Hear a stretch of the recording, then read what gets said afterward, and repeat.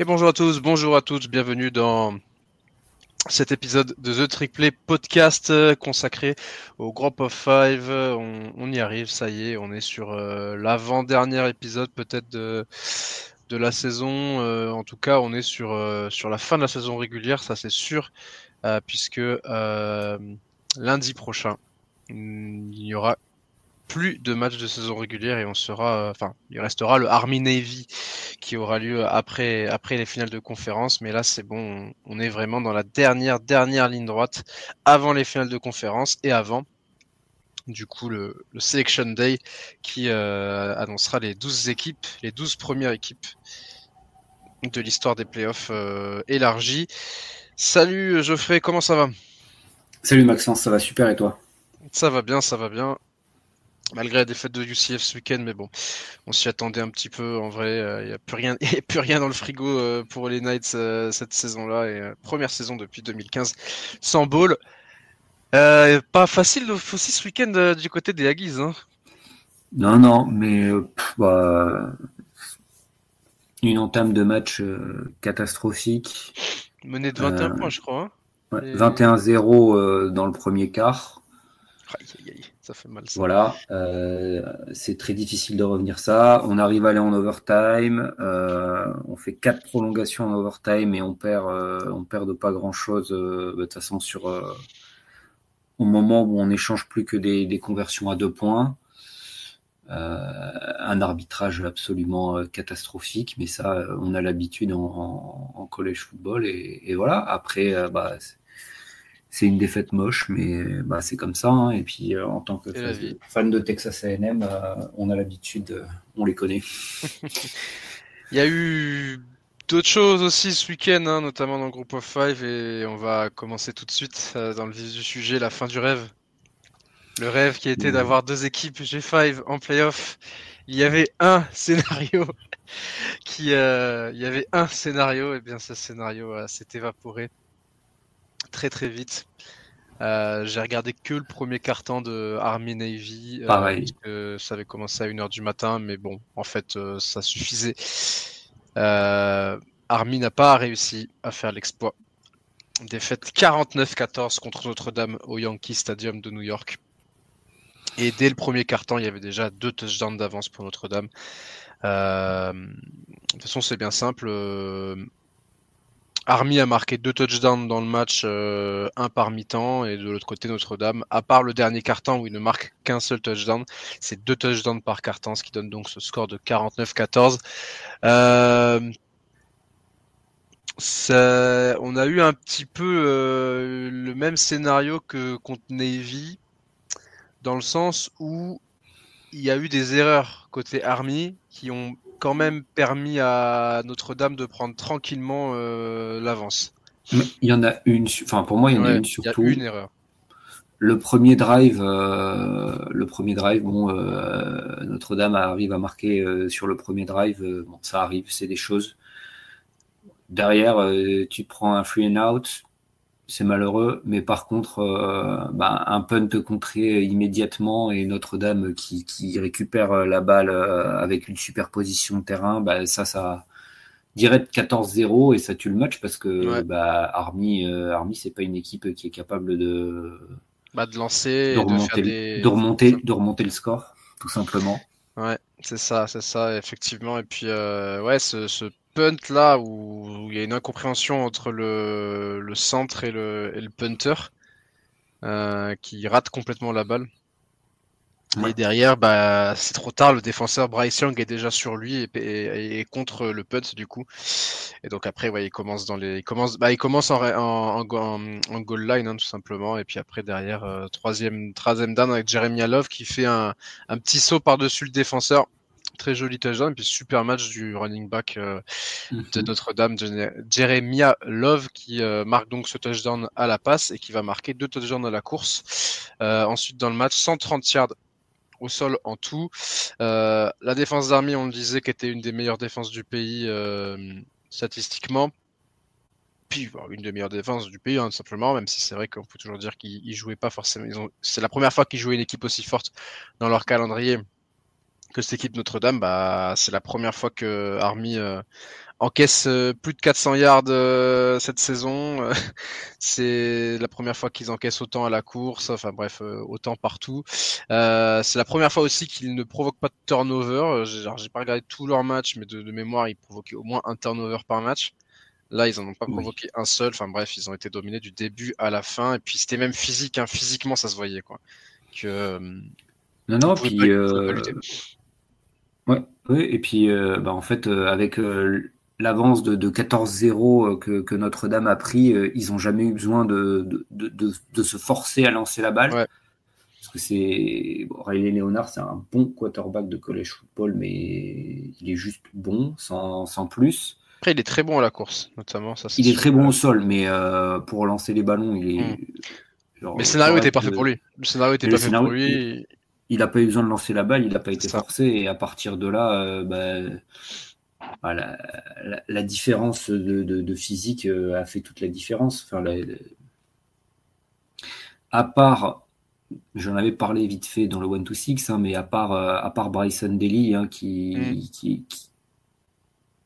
aucun joueur qui a fait un bon match. Franchement, oui.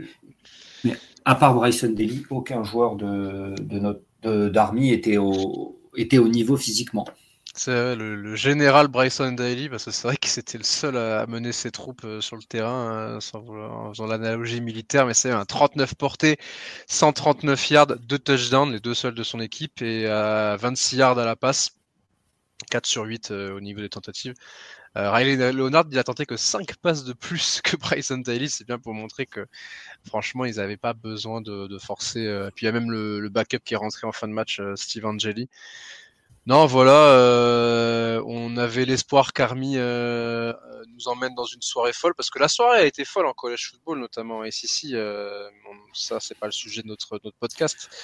Et mais là, voilà, en Big 12 aussi, mais malheureusement, Army n'a pas fait l'upset de l'année. Enfin, l'upset de l'année. Ouais, ça aurait été quand même un des gros upsets de l'année, mine de rien. Et donc voilà, avec cette défaite, Army... avec Northern Illinois, ouais. Oui, avec Northern Illinois, ouais. Mais là, avec cette défaite, Army est out de la course pour les playoffs. Ils sont out. Ça va être très compliqué, ça va être très très compliqué. On reviendra ça en fin d'épisode. Ils sont plus maîtres de leur destin. Voilà, ils sont plus maîtres de leur destin, exactement. Mais ils peuvent toujours remporter, bien sûr, la conférence américaine pour leur première année en American Conference. Donc, j'espère que les Blight Knights ne vont pas s'effondrer comme Navy s'est effondré après la défaite contre Notre-Dame. Et Bryson Daly, par contre, il a fait son match. Alors, je sais pas, ce gars-là. Alors moi, je suis pas un expert de la draft, tout ça, machin, mais est-ce que ce gars-là peut se frayer un chemin jusqu'à la draft? Je sais que c'est rare qu'on voit des joueurs d'académie militaire draftés, mais on en a eu quelques-uns ces dernières années.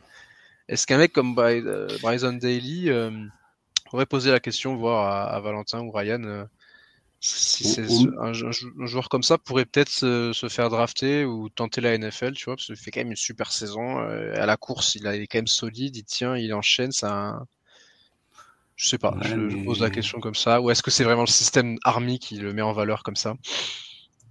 Fullback, un utility play. Je suis pas spécialisé à la draft non plus, mais pour moi, le seul rôle que je lui vois vraiment, c'est un fullback. Taysom Hill un peu. Un Taysom Hill ou alors un fullback qui va rentrer de temps en temps ou qui peut surprendre avec quelques passes, etc. Mais après, on sait que c'est dur pour les joueurs de l'académie militaire parce qu'il faut qu'ils aient une autorisation qui est donnée et tout. Bref, en tout cas. En plus, il joue dans des systèmes très très particuliers, donc la conversion, en tout cas en attaque, pour les défenseurs, c'est un petit peu plus facile. Pour la transition. Faudra voir. Après, pour avoir les autorisations, c'est toujours difficile. C'est ça, ouais. En tout cas, il a atteint les 30 touchdowns en cumulé, 23 à la course et 7 à la passe. Je crois que c'est il est dans le... Je sais pas si c'est le joueur qui a marqué le plus de touchdowns tout court cette saison, mais en tout cas, il est dans les meilleurs. Bon voilà, on peut pas dire plus sur ce match, hein, honnêtement. Le match a été vite plié et puis voilà pour Notre-Dame qui remporte une victoire contre un adversaire classé également. Donc les Fighting Irish qui continue sa route vers les playoffs et qui a quasiment assuré sa place en playoff d'ailleurs avec cette victoire. Il n'y a pas eu grand-chose de plus dans la conférence américaine, puisque Tulane et Memphis, c'est le main event en conférence américaine le week-end qui arrive, ne jouaient pas, ils étaient en bye. On va revenir juste sur North Texas. North Texas qui enchaîne sa 5e défaite de suite et qui ne va peut-être pas avoir les balls. Défaite 40-28 face à East Carolina.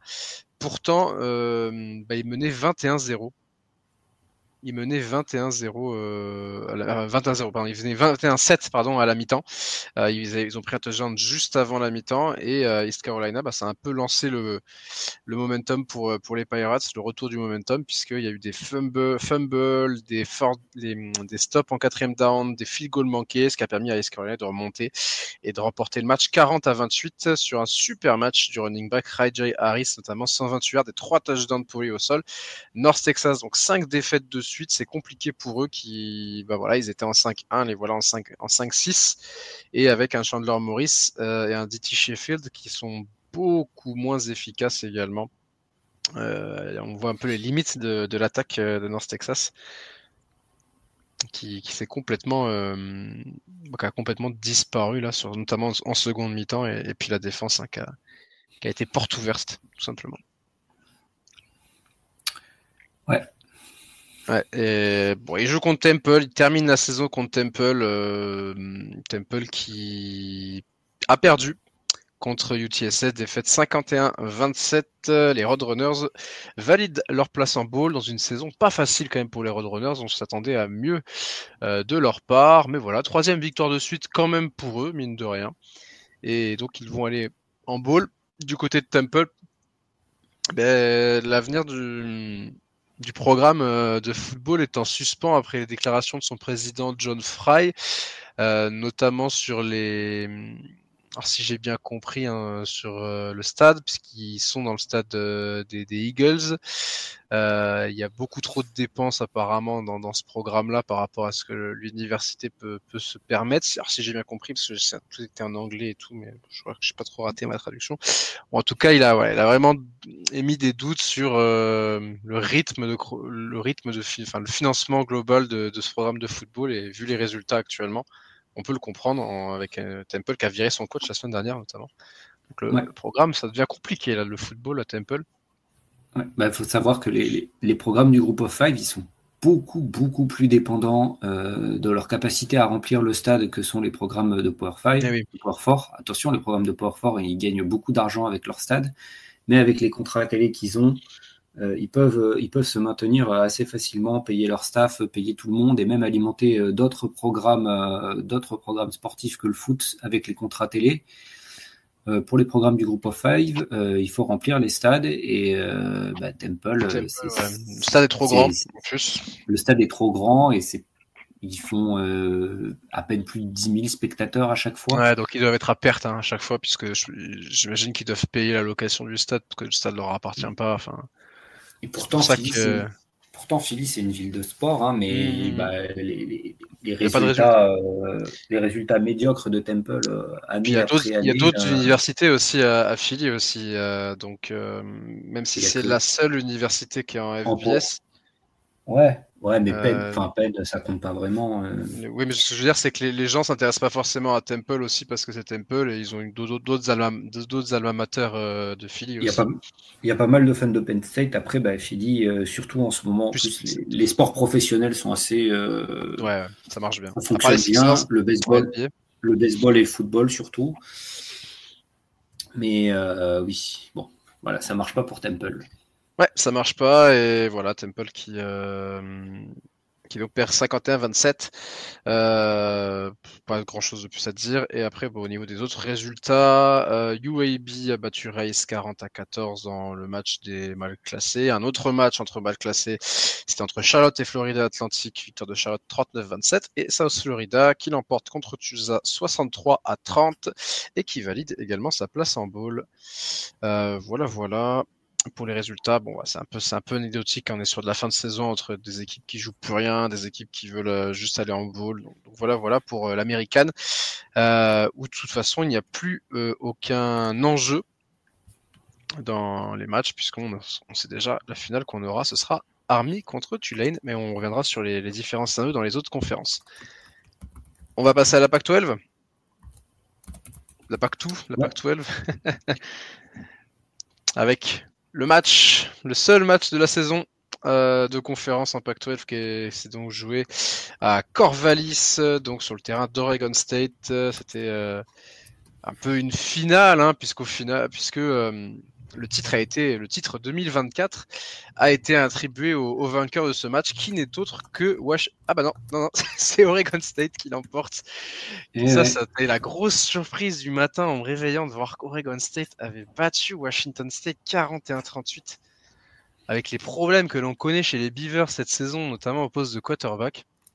Et bah, ça a été un des meilleurs replays du matin, et je pense qu'à suivre en direct, ça a dû être un des meilleurs matchs tout simplement de la semaine. Tu veux commencer un peu, Geoffrey, ou Alors attends, parce que je rajoutais un truc parce qu'on a une petite news qui est tombée pour le coaching carousel pour après. Tac. en direct? Ouais, en Je vais, direct. je vais, je vais enchaîner du coup pendant que tu rajoutes la news Vas-y. qui vient de tomber. Tu nous en parleras après. Franchement, match super. Faites-vous le replay. Les deux équipes se sont vraiment rendues coup pour coup. C'était, comme on dit un peu aux États-Unis, du back and forth. Il y avait 21-17 à la mi-temps pour Oregon State grâce à un touchdown à la course de Gus Bronson. Gus Bronson qui est devenu le titulaire au poste de quarterback à Oregon State depuis quelques matchs sans être phénoménal. Hein. Franchement, c'est juste qu'il lance moins d'interceptions que Giovanni McCoy. En même temps, c'était pas compliqué. Le mec lançait 4 interceptions par match quasiment. Washington State qui égalise derrière sur un touchdown de 57 yards de Kyle Williams qui est qui a vraiment fait un match incroyable, mais qui sera un peu le héros maudit de ce match-là à la fin du match. Et Washington State qui provoque le premier turnover du match derrière sur une interception, mais ils vont pas en profiter sur leur drive, et donc Oregon State récupère la balle, touchdown de 43 yards de Terry comme Terry 2, enfin Terry 2, qui marque super touchdown. Il a le défenseur sur le dos, il récupère la balle et il arrive à se séparer de son défenseur. Mais Washington State qui égalise, donc ça a vraiment été une rencontre à toi, à moi. Et puis John Matir, pardon, excusez-moi, je me suis perdu un peu dans le truc. Et puis donc ils vont égaliser sur un pick six, les Cougars, la deuxième interception de Gus Bronson avec un pick six de Tariq Al-Hougda qui fait le pick six. Mais franchement, les Beavers vont rien lâcher. Pourtant, à ce moment-là, quand je vois le replay, je me disais, mais comment ils ont fait alors qu'ils prennent le pick six derrière, que Washington State repasse devant à 38-31. Et bah derrière, ils te font un drive de 8 minutes 30, 16 plays, 75 yards pour terminer sur une passe de Gus Bronson pour Darius Clemons à 2 minutes de la fin du match, dans une ambiance vraiment de feu. Il y avait du monde à Corvallis et il y avait une super ambiance franchement dans ce match-là. Et puis là, quand je dis Kyle Williams qui était un peu le héros maudit de ce match-là, après son super touchdown de 57 yards, et ben il va fumble dans ce qui aurait dû être le drive de la gagne. Oregon State va récupérer la balle, va marquer un field goal à 20 secondes de la fin.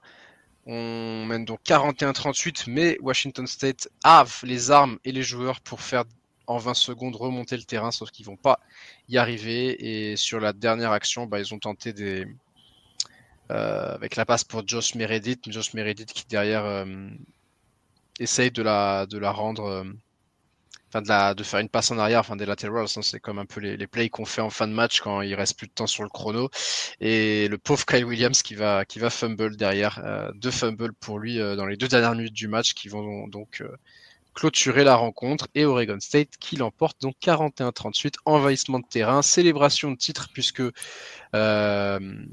j'ai vérifié dans les palmarès, tout ça, machin, du coup, le titre de 2024 apparaît dans la fiche d'Oregon State désormais, qui est donc le premier titre en conférence depuis 2010. Alors, bien sûr, ça se jouait sur un seul match, donc il faut un petit peu arrondir les angles, hein. C'est pas vraiment un vrai titre de conférence, comme devrait l'être un titre de conférence avec une vraie saison régulière et une finale de conférence derrière. Mais voilà, ils remportent le match qu'ils devaient remporter cette saison. Ils sont à un match du bowl. Et ça sauve la saison d'Oregon State, quoi qu'il arrive. Ouais. Au niveau des statistiques, 2 interceptions pour Gulbranson, mais quand même 294 yards et 2 touchdowns, plus un touchdown à la course. Et pour John Mathieu, le quarterback de Washington State, 250 yards, 2 touchdowns et un touchdown à la course. Malheureusement, pour Kyle Williams, les 2 fumbles, ça va vraiment ternir sa fiche de stats pour lui qui fait pourtant une super saison en tant que receveur. Mais voilà, Washington State, 2 défaites de suite. C'est compliqué, la fin novembre est compliquée pour les Cougars. Ouais, je suis un peu perdu dans les. Vraiment, mais regardez le replay parce que c'est vraiment. Ça marque de chaque drive, sur quasiment chaque drive. Quand ça marque pas sur un drive, il y a une interception, il y a un stop en 4ème down. Enfin, vraiment, on a eu un super match de college football. Tout à fait. Bon, on va passer à la Mountain West. On en a parlé rapidement pendant le 1-2-6, mais donc UNLV hein, qui s'est imposé face à San Jose State dans un déluge. Ouais, ça les a aidés. Hein. Ouais, ça les a bien aidés. Victoire 27-16 avec un 17-0 en seconde mi-temps. Donc voilà, ça. Au moment où la pluie était la plus forte en plus. Hein, tout à fait. Donc, le jeu de passe des Spartans. C'est ça, les Spartans ça joue à la passe, UNLV ça joue surtout à la course, donc quand tu as des conditions comme ça où tu peux pas lancer, ça profite forcément à ceux qui courent. 4 sur 22 hein, pour le quarterback des Spartans, seulement 81 yards, 9 yards seulement pour le duo Nash-Lockhart qui en cumule plus de 2000 depuis le début de la saison. Je crois que voilà, hein, c'est un scénario catastrophe pour San Jose State et du côté de UNLV, on a joué comme on joue d'habitude, 257 yards au sol. Avec ce temps, ça a suffi à s'imposer, notamment Jayden Thomas, un touchdown et 135 yards. Ouais. Et du coup, UNLV qui se relance dans la course à la finale de conférence, puisque le lendemain, tard dans la nuit, Fresno State qui a battu Colorado State, victoire 28-22. Colorado State qui a fait un deuxième quart-temps horrible, puisqu'ils vont encaisser un 21-0 dans le deuxième quart-temps, ce qui va mener à un score de 28-7 à la mi-temps. Colorado State qui va tenter un comeback dans le second quart-temps. Fresno State ne va plus marquer un seul point, mais le problème c'est que la défense des Bulldogs va faire le taf. Il y a notamment un enchaînement de drive offensif pour Colorado State qui est terrible. Il y a un stop en 4ème down après 7 minutes de possession, et sur le drive qui suit, tu te fais intercepter. Et donc là, tu perds quasiment, t'as quasiment perdu 10 minutes sur 2 drives qui donnent absolument rien. Et derrière, voilà, ça a été trop. Et après, c'était trop tard, quoi. Même s'ils vont marquer un dernier touchdown en fin de rencontre, 22-28, il restait 16 secondes sur l'horloge, donc et plus aucun temps mort pour Colorado State. Onside kick raté, ouais, onside kick raté, donc terminé. Mikey Keene a lancé 186 yards, 2 touchdowns. Fresno State, en fait, les drives où ils marquent leur touchdown, c'est des drives de 2 minutes ou moins. Et du coup, c'est Colorado State, on a été beaucoup moins efficace là où Fresno State a tué la clock, mais dans l'autre sens, dans le sens où ils n'ont pas eu le ballon très longtemps, mais ils ont été absolument létals. Et voilà, donc Fresno State qui donne un gros coup de main à UNLV avec cette victoire, qui a une incidence dans la finale de conférence, puisque UNLV, maintenant, c'est eux qui iraient, si on s'arrêtait là, en finale face à Boise State. Mais bien sûr, il y a encore un match à jouer pour tout le monde ce week-end. Tout à fait. Boise State... les leaders de la conférence, ils ont eu chaud, ils ont énormément galéré contre Wyoming. Le début du match, il s'est pas passé grand chose en attaque. Chaque équipe en plus a raté un field goal. Wyoming menait 3-0, je crois. C'était l'inverse. Ouais, il y avait 3-0. Il y avait 3-0 pour Wyoming. Et Genty a fait un Iceman moment. Avec une course de 61 yards pour marquer. C'était sa 4e course du match. Et il a complètement lancé son équipe sur cette course de fou. Excellent travail de sa ligne quand même, parce que Ouais, sur le touchdown, quand il doit naviguer dans le front seven de Wyoming, il n'est pas touché. Donc du coup, c'est quand même que la ligne a fait un excellent travail, même si lui, avec ses changements de direction, il a su, c'est un tout, bien sûr. se sortir de ça. Et puis après, une fois qu'il était sur le champ libre, lancé à pleine vitesse, personne à Wyoming n'a réussi à le rattraper. Ouais, et puis, mais bon, ça a pas suffi, on va dire. Il y avait que 10 partout à la mi-temps, puisque Stevenson va marquer le touchdown de l'égalisation. Pas loin derrière, genre quelques minutes après. Et la deuxième mi-temps a été extrêmement tendue. Les Broncos qui n'arrivaient pas à s'échapper.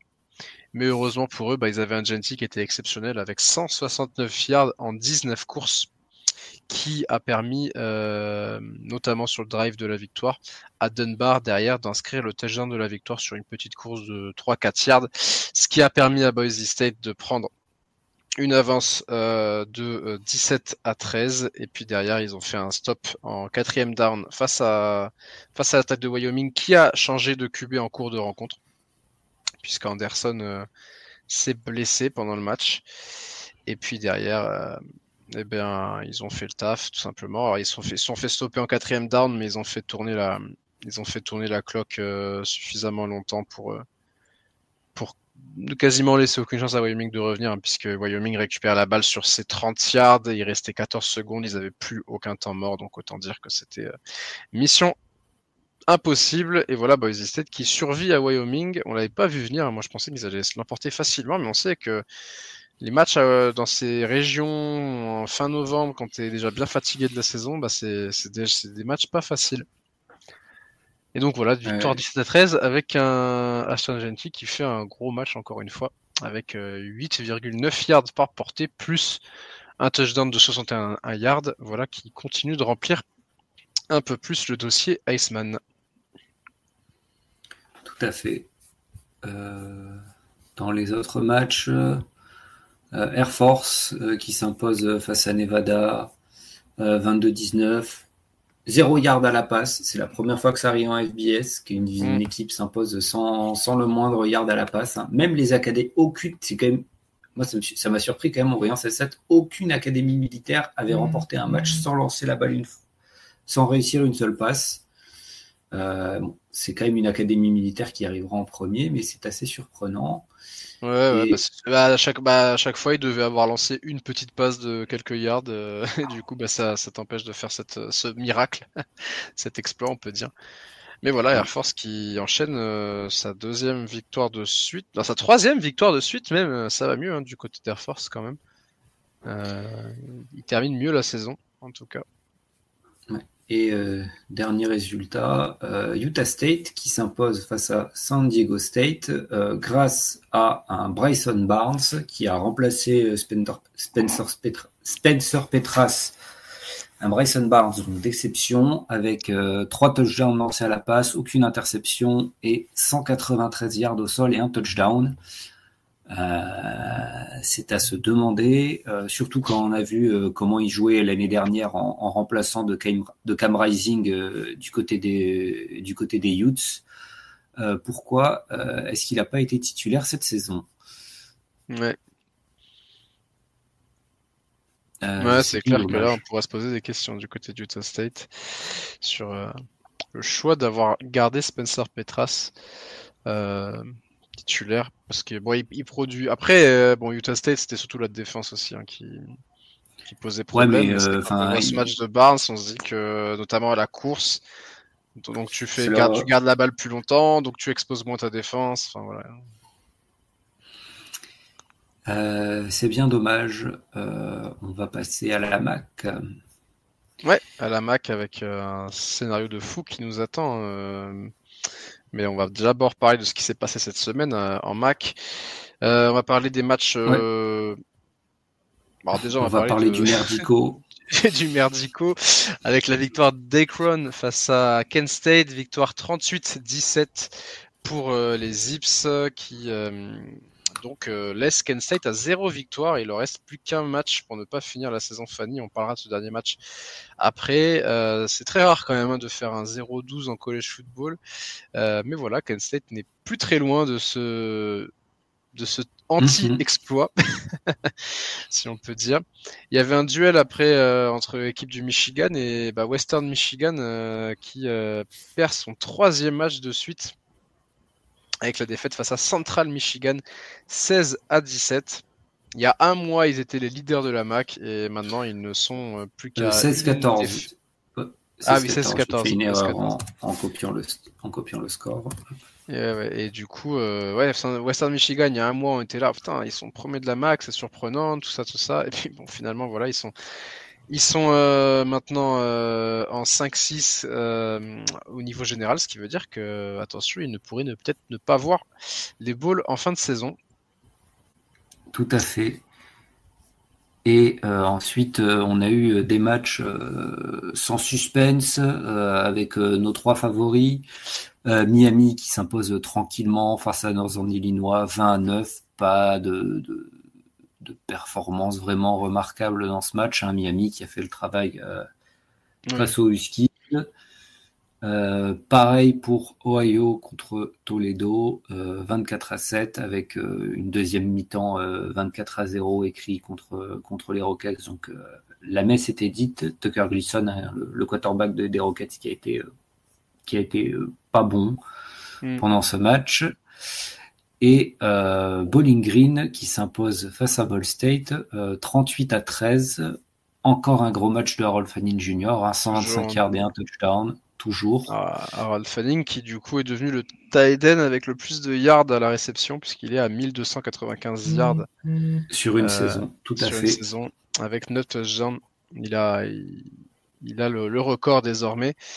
Voilà, le tight end qui est un nom qui revient à quasiment tous les podcasts, mais en même temps il produit plus de 100 yards par match en moyenne.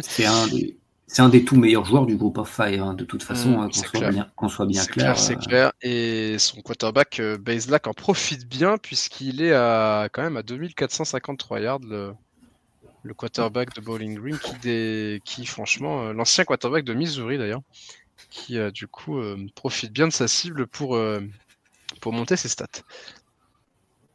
On en parlera du scénario fou qui nous attend, parce que Buffalo s'est imposé 37-20 contre Eastern Michigan, et donc Buffalo n'est pas mort dans la course à la finale. On en parlera à la fin. Je vous expliquerai un petit peu tous les scénarios dans chaque conférence. Tout à fait. En Sunbelt, ULM n'a toujours pas réussi à décrocher sa place en bowl. 4e défaite consécutive. 5e, je crois. 5e, bon, c'est la 5e, trop en tout cas. Oui, non, ils ont raté le. Ouais. Ça fait 5 matchs qu'ils n'arrivent pas à aller chercher cette 6e victoire. Ouais. Aman Hardy, encore excellent, 206 yards et 2 touchdowns au sol. C'est le seul running back qui a été utilisé, parce que les autres yards au sol, c'est par le quarterback. Il a fait à lui tout seul plus de yards que tous les autres joueurs de l'attaque des Warhawks combinés, qui ont fait seulement 189 yards. Il est tout seul. Il est trop seul. De l'autre côté, les Red Wolves qui font pas un match exceptionnel, mais qui ont réussi à marquer à chaque fois qu'ils sont allés en red zone, ce qui leur a permis de s'imposer 28-20, il me semble. Ouais, 28-21. 28-21. Donc Arkansas State qui réussit une belle saison, 7-4 avec un bilan de 5-2 en Sunbelt. Il y a peut-être un scénario, j'ai pas regardé les scénarios en détail, il y a peut-être un scénario. Il y a un scénario, mais il est très, très compliqué. Ouais, improbable, où ils ont accès à la finale de conférence. Rapidement, on a South Alabama qui décroche sa place en bowl en écrasant Southern Miss, comme à peu près tout le reste de la conférence l'a fait, 35-14. App State qui, avec cette saison très compliquée, avec l'Ouragan et en plus une saison qui n'était pas fantastique, est toujours en vie pour sa place en bowl. Hein. Il s'impose contre James Madison 34-20. Grosse performance du receveur Mackay Jackson avec 164 yards et un touchdown à la réception.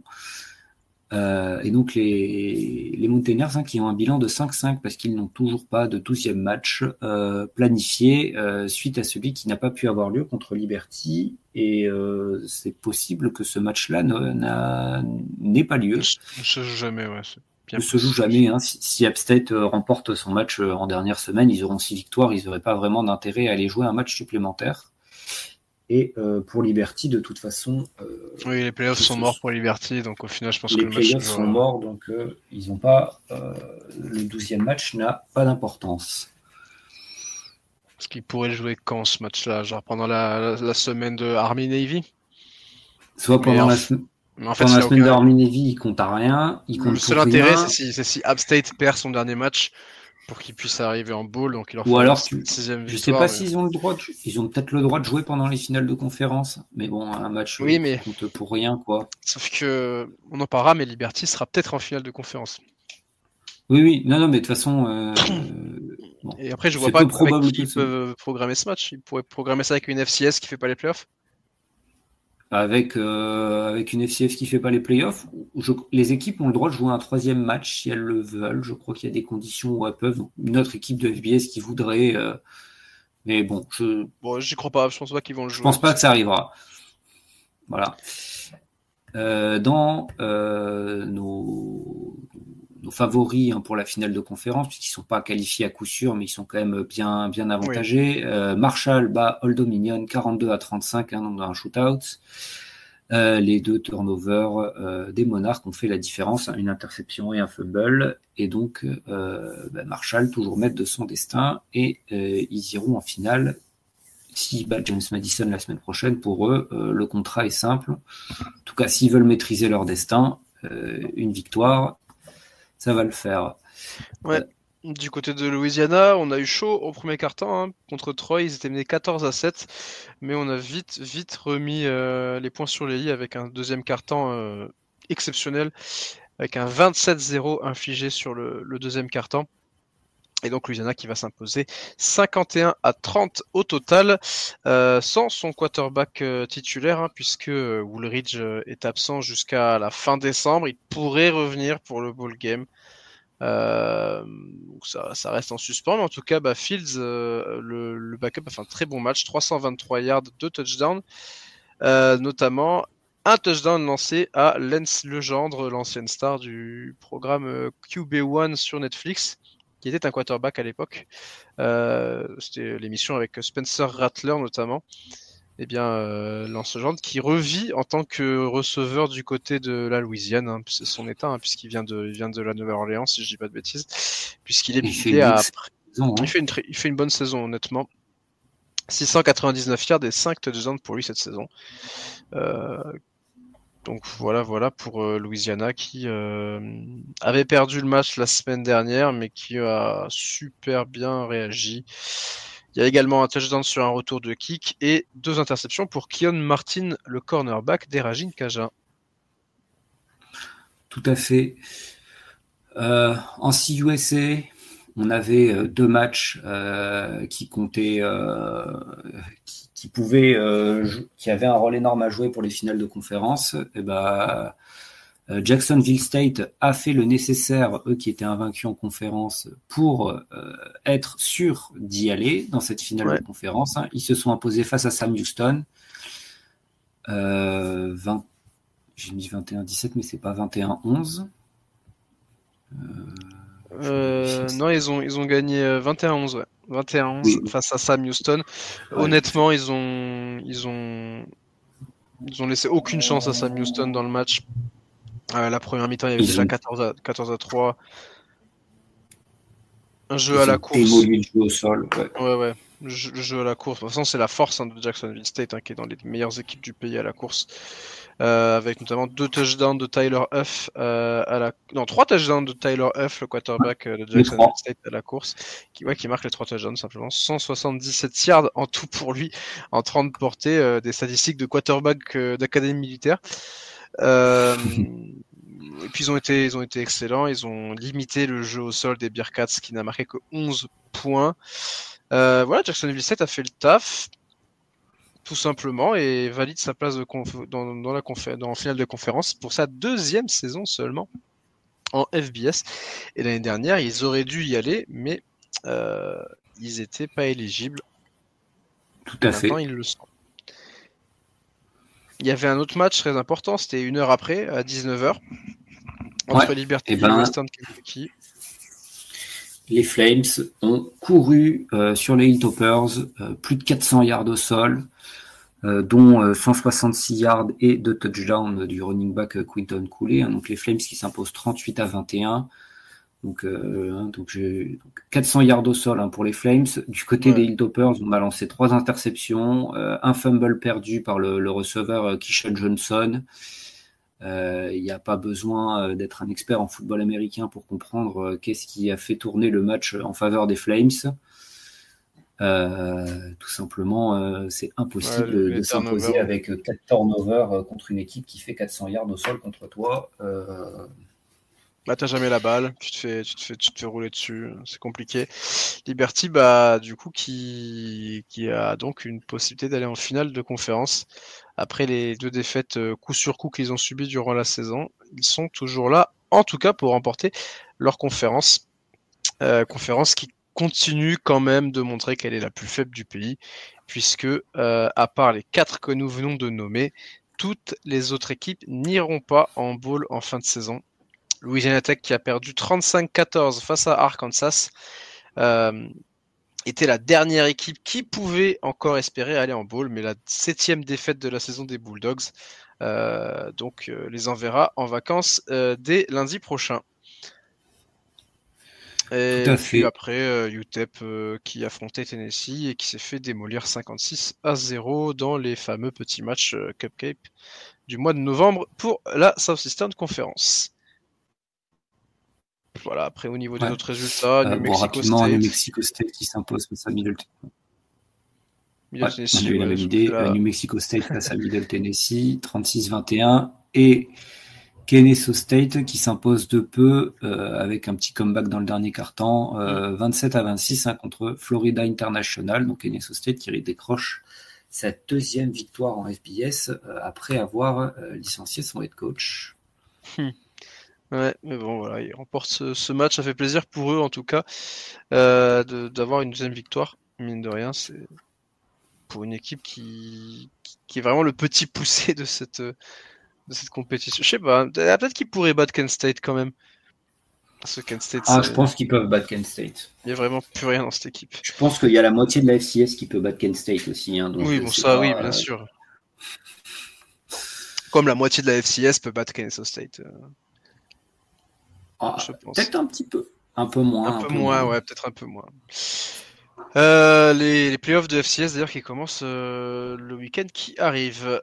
Coaching carousel, il y a encore eu du mouvement. Il y a du mouvement. On a des rumeurs, des premiers coachs qui sont nommés en tant que head coach. On va commencer par les petites rumeurs. Donc ECU, ils vont probablement embaucher Blake Harrell, donc le head coach intérimaire et defensive coordinateur en tant que head coach. Pour lui qui a remporté 2 victoires depuis qu'il est devenu le head coach intérimaire après un début de saison très compliqué pour les Pirates. Du côté de FAU, c'est Ray Lewis qui fait partie des candidats pour le poste de head coach, l'ancien linebacker des Ravens notamment.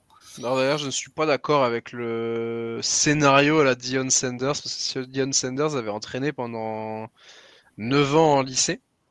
Il a entraîné en lycée, il y a eu des trucs bizarres dans les lycées que Deion Sanders ont entraîné. Mais il a entraîné. Ray Lewis, il n'a pas une année en tant qu'entraîneur, je crois. Hein. Il est vraiment Et il a doué pour entraîné le. 2 ans en FCS aussi avant Ah oui. de passer en FBS. Hein. Alors que Donc, Ray Lewis, je crois que c'est jamais. ce serait un gros pari de Florida Atlantic. On verra si la rumeur va jusqu'au bout. Ray Lewis, bon, qui est une légende de la NFL au poste de linebacker chez les Ravens. Ah oui, c'est ça. Oui, je confonds toujours Oui, avec oui. Reed, mais Reed c'était le safety. Ouais, c'était. Ouais.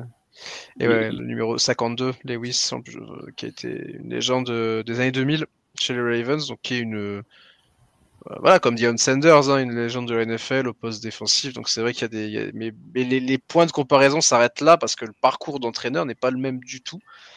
Pas du tout. Donc on verra. On verra, on verra. Du côté de Central Michigan, Jim McElwain, le head coach, va prendre sa retraite à la fin de la saison. Et il prend sa retraite alors qu'il est sous le coup d'une investigation de la NCAA par rapport à la présence de Color Stallions sur la sideline des Chippewas face à Michigan State la saison passée. Donc peut-être qu'il y a des choses il y a des choses qui risquent d'être passées sous silence en échange de la retraite de Jim McElwain. C'est dommage parce que je pense que ce serait bien marré. Connor Stallion, d'ailleurs, qui fait partie du staff de l'équipe lycéenne où joue Underwood, qui a flip de LSU à Michigan. Connor Stallion, le héros de Michigan. Hein, franchement, cet homme a dédié sa vie au Wolverine. C'est exceptionnel. Il est dans tous les bons coups, hein, ce Connor Stallion. Tout à Je vous fait. conseille d'ailleurs de regarder le reportage qui avait été fait sur lui. Je crois qu'il est sur Netflix. Ouais. Qui est vraiment très très drôle. Ouais. Alors le reportage, si vous avez suivi toute l'affaire en détail, vous n'allez pas apprendre grand-chose. Par contre, si vous n'êtes pas au fait de tout ce qui s'est passé la saison passée avec l'affaire Connor Stallions, vous aurez pratiquement tous les éléments. L'architecte du titre de Michigan, diront les mauvaises langues du côté de Columbus, mais en même temps, il a sûrement eu un impact quand même. On va pas négliger cet impact. Il y a eu un impact, probablement. Du côté de Tulsa, Kevin Wilson, le head coach, a été remercié. Hein, lui qui réussit l'exploit malgré la médiocrité des deux équipes de Power 4 de l'Oklahoma de faire la plus mauvaise saison des équipes de l'Oklahoma en FBS. Et donc ce sera le wide receiver coach Ryan Switzer qui sera le head coach intermédiaire. Ancien receveur de North Carolina. Tout à fait. Et la petite news qu'on a eue donc tout à l'heure, donc Rice va embaucher Scott Abel, le coach de Davidson en FCS, hein, pour son poste de head coach. Scott Abel, hein, il a un bilan de 47-28 et 7 saisons consécutives avec un bilan positif pour une équipe qui joue dans la Pioneer League, donc une équipe, c'est un peu compliqué. Enfin, dans une ligue où c'est compliqué notamment dans les matchs hors conférence, hein, il y a assez peu de victoires qui sont obtenues. Il y a des moyens assez faibles de manière globale. Je crois qu'il me semble même qu'ils font partie des 2 conférences où il n'y a pas de scholarship Ah non, c'est la Patriot peut-être. Bon, enfin, oui, c'est la Patriot League où il n'y a pas de scholarship pour le football. Mais c'est toute petite équipe avec petits moyens. Il a réussi à faire 7 saisons consécutives avec un bilan positif. Donc on verra ce que ça va donner du côté de Rice. C'est pas facile d'entraîner puisque c'est une fac avec des standards académiques assez élevés au milieu, enfin à Houston. Donc avec Texas A&M et Houston juste à côté pour le recrutement, plus absolument tout le pays qui vient recruter dans le Texas, avec en plus c'est un poste pas facile. Rice, mais on verra ce que ça donne. Et ouais. Et on va le rappeler quand même, hein, mais la Pac-12 et la Mountain West qui sont toujours dans des affaires légales concernant les pénalités de départ de la Mountain West pour ses membres qui iraient rejoindre la Pac-12 parce que ils se sont servis. Hein, toutes les nouvelles équipes de Pac-12 viennent de Mountain West, donc forcément. Ouais, mais il y a en gros, c'est des trucs de loi antitrust pour éviter les trucs de monopole, etc. Parce que en gros, dans le contrat qui a été signé pour les matchs pour que les équipes de Pac-12 aient des matchs avec les équipes de Mountain West, comme c'est le cas cette saison. qui donnait en fait une pénalité financière supplémentaire pour les membres de la Mountain West qui iraient rejoindre la Pac-12. Et ça, c'est ce que la Pac-12 essaie d'argumenter comme étant illégal et anticoncurrentiel dans un tribunal. Donc, pour l'instant, on s'en est toujours dans des histoires légales. Hein. Donc, il y a une rencontre avec une magistrate qui est prévue pour le 25 mars. Évidemment, hein, les conférences pourraient décider de se mettre d'accord avec un accord financier. Avant ça, je pense que de toute façon, c'est dans l'intérêt de tout le monde d'être fixé rapidement. Oui, c'est clair. Voilà pour les petites, les bruits de couloir entre coaching et puis les affaires légales, puisque forcément, Pac-12 Mountain West, c'était le gros sujet niveau réalignement cette saison, et puis ça va continuer puisque il y a encore des équipes. La Mountain West doit encore trouver les deux, hein. 8. Les deux, oui. C'est vrai que la Pac-12 aussi n'a pas encore les 8 membres et la Mountain West aussi. Les deux sont à 7 pour l'instant. Donc, on verra si les équipes de FCS vont vont prendre l'ascenseur. Ouais. Après, la Mountain West a le temps, puisque si jamais ils tombent sous les 8 équipes, ça n'arrivera que à la fin de la saison prochaine.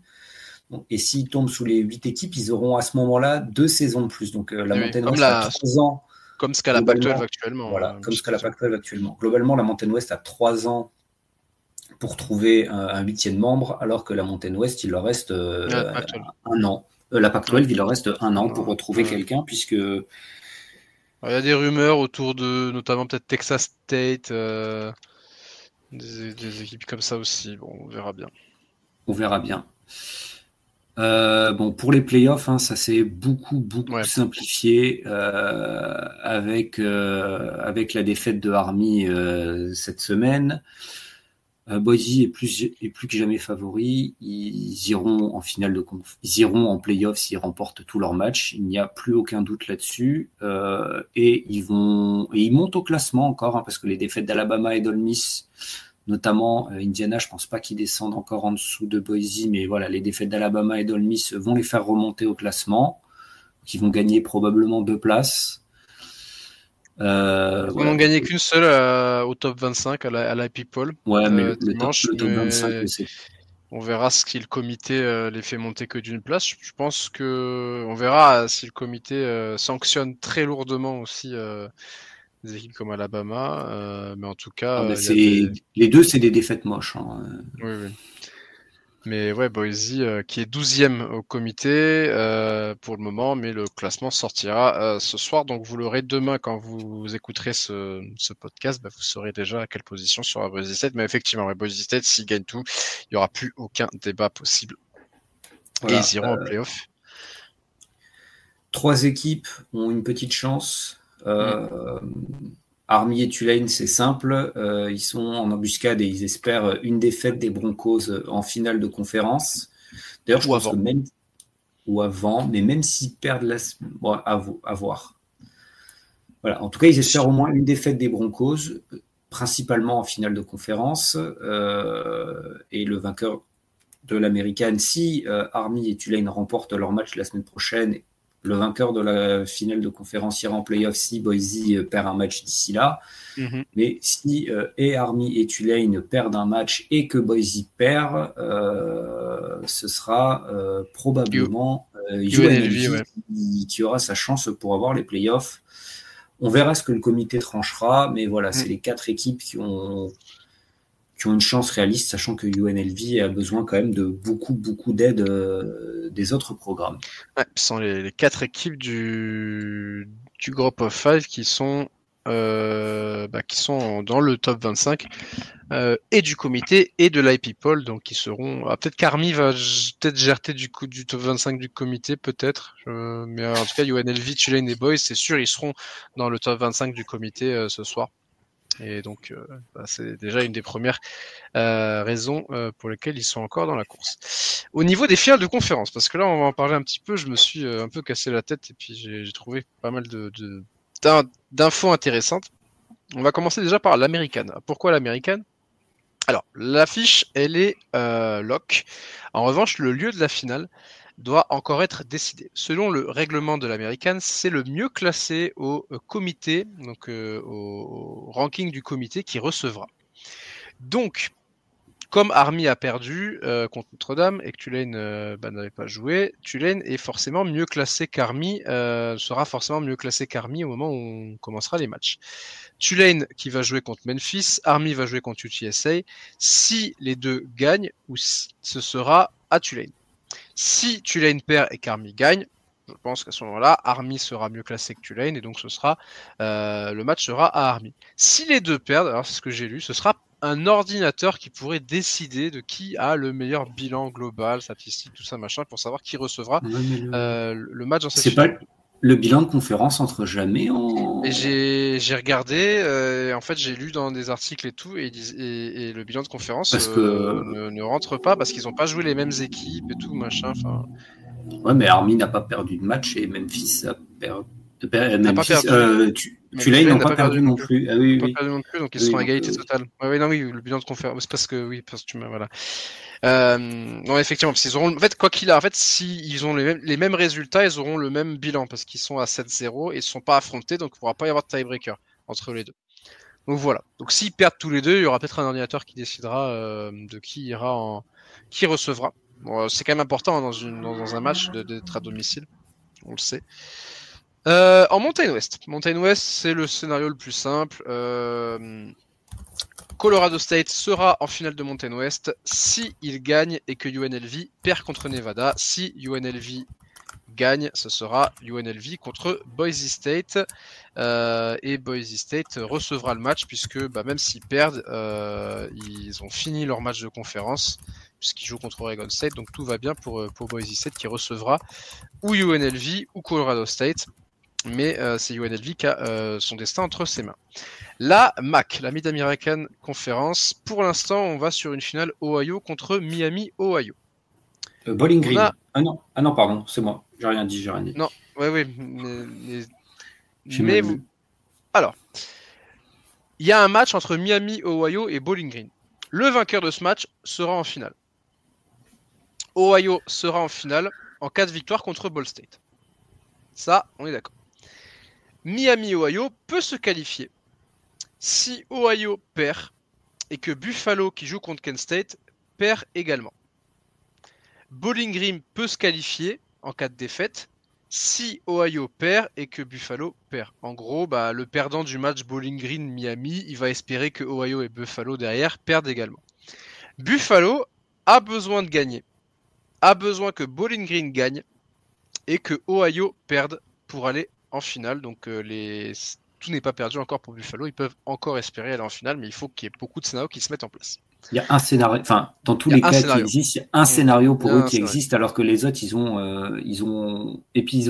les autres ont leur destin entre leurs mains, entre guillemets. C'est ça, exactement. En fait, ils ont leur destin entre leurs mains parce que le vainqueur de Miami, Ohio, Bowling Green, il va en finale. Ohio, ils ont qu'à gagner contre Ball State, il n'y aura pas de calcul à faire.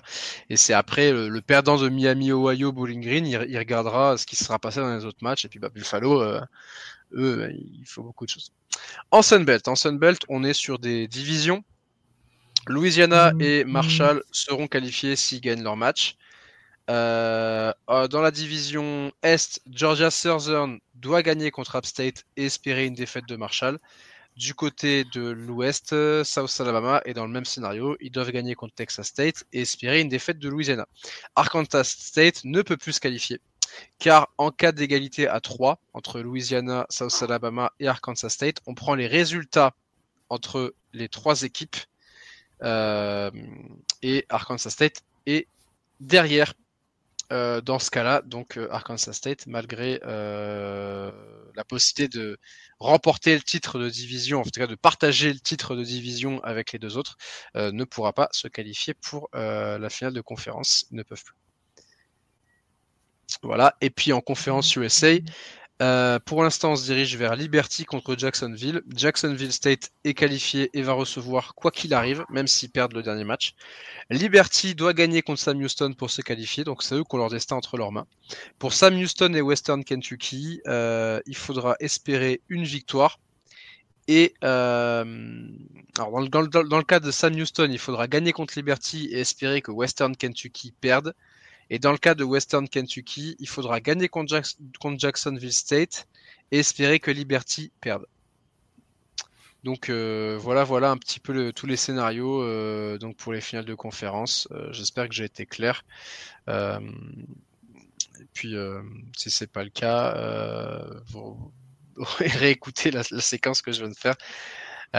Où il y a plein d'articles qui racontent un petit peu. Puis de toute façon, je pense que sur le Twitter de The Trick Play Podcast, peut-être qu'on expliquera un peu aussi les différents cas de qualification. Ouais. Mais c'est pas la conférence où c'est le plus bordélique. La Big 12, ça a donné envie de se péter le crâne contre le mur. Tout à fait.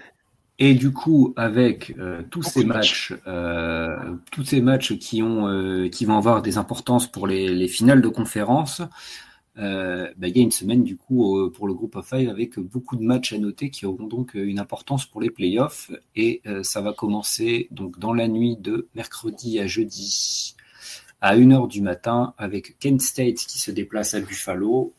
Logiquement, Buffalo devrait s'imposer facilement.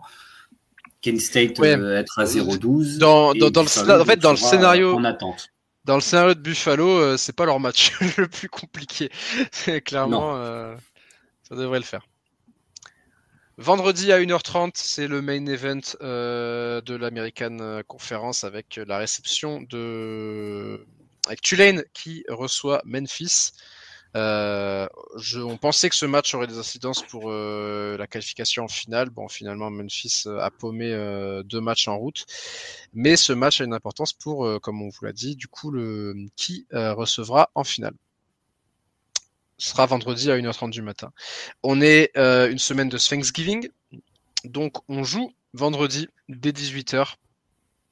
Avec vendredi à 18h, Boise State qui reçoit Oregon State pour un match qui sera très tôt le matin dans l'Idaho. Attention, Oregon State, ils viennent de gagner contre Washington State. Peut-être qu'il va y avoir de la folie de leur côté. Boise State, ils sont sortis difficilement contre Wyoming. Donc c'est pour ça que je disais peut-être que Boise State peut perdre avant la finale de conférence. Honnêtement, il faudra être sérieux pour les Broncos. À 18h, on aura aussi les 2 autres matchs de la MAC. Donc c'est cool en fait, dès vendredi soir, en MAC, on saura déjà quelle sera la finale. Puisque en même temps que le match d'Oregon State et de Boise State, on aura Bowling Green qui reçoit Miami, Ohio. Et Ohio qui reçoit Ball State. Donc voilà, petit multiplex MAC à 18h le vendredi pour savoir qui ira en finale. Ouais. Vendredi à 21h30, premier épisode pour la CUSA. Liberty se déplace à Sam Houston State, donc dans le premier des 2 matchs qui va trancher pour le second participant en finale de conférence. Utah State se déplace à Colorado State. Ça, c'est une vieille rivalité entre les deux facs des montagnes rocheuses. C'est un match qui est important parce qu'en cas de défaite de UNLV, si Colorado State gagne, ce sera eux qui iront en finale de conférence contre Boise State. Texas State se déplace à South Alabama. Ça va être un match assez sympa, même si les 2 équipes sont déjà qualifiées en bowl et qu'il n'y a pas... Oui, mais South Alabama doit gagner pour espérer se qualifier pour la finale de conférence.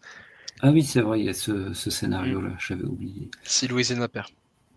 Et je l'ai noté aussi celui-là parce que c'est un match, c'est un petit derby de la baie entre San Jose State et Stanford et peut-être une victoire du Group of Five contre une équipe de Power 4. C'est pour ça que j'ai noté aussi du coup. Voilà. Ouais. Samedi 18h, ça y est, on est enfin dans notre horaire habituel. Donc cette semaine qui arrive là, énorme semaine de college football. Avec c'est Thanksgiving, c'est Black Friday, enfin voilà, c'est donc des matchs qui commencent de mercredi soir à dimanche matin. Tout à fait. Donc UTSC qui se déplace à Army tout simplement. Army qui doit gagner pour Espérer espérer recevoir. espérer recevoir en finale de conférence. La bataille du Bayou, les Raging Cajuns qui se déplacent à ULM. D'un côté, on joue le fait de pouvoir recevoir la finale de conférence, de l'autre, on joue sa place en bowl. Dans un match qui compte beaucoup pour les deux équipes. Samedi à 21h30, une rivalité californienne, Fresno State qui se déplace à UCLA, un autre G5 contre Power 4. Et un autre potentiel upset du coup. C'est jouable, c'est jouable. Samedi à 22h, Western Kentucky contre Jacksonville State.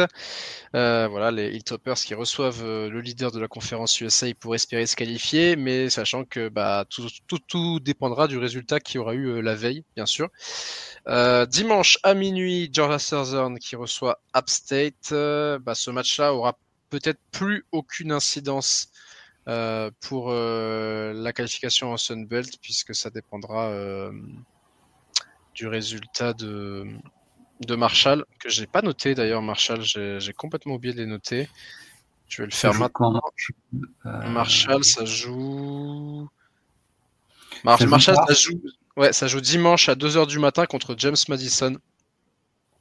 Donc finalement, en fait, Georgia Southern peut mettre la pression sur App State avec une victoire peut mettre la pression sur Marshall avec une victoire, sinon ce sera peut-être fini, s'ils perdent.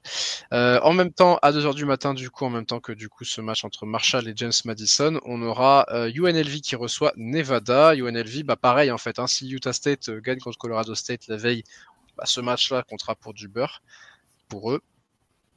Sinon, il va compter. Et puis, pour terminer, Hawaï à 5h du matin qui reçoit New Mexico, match qui n'a aucune importance, qui a une importance pour les Lobos, puisque les Lobos peuvent se qualifier pour leur premier bowl depuis 2016, et j'ai noté parce que c'est le match qui clôture la saison régulière de college football. Voilà, petit match hawaïen pour finir la saison 2024 de college football, en tout cas la saison régulière. Voilà, j'espère qu'on vous a pas trop perdu avec tous ces matchs, tous ces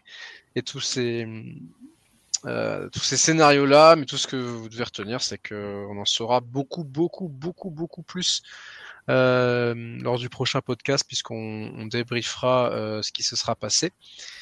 Et puis, on parlera des finales de conférence qui arriveront. Donc, voilà, tout simplement. Je n'ai pas trop grand-chose à rajouter. Non, il n'y a rien à rajouter de plus. Voilà. Donc, on se retrouve la semaine prochaine pour le podcast Group of Five, et puis on se retrouve rapidement aussi dans le podcast Power 4 global, on va dire, puisque Geoffrey et moi-même en seront. Voilà. Bonne semaine à tous. On est déjà, ça y est. Ça y est, la saison régulière arrive à la fin. Le mois de novembre arrive à la fin et bonne semaine de college football à tous sur une semaine qui va être très mouvementée avec beaucoup de matchs à regarder.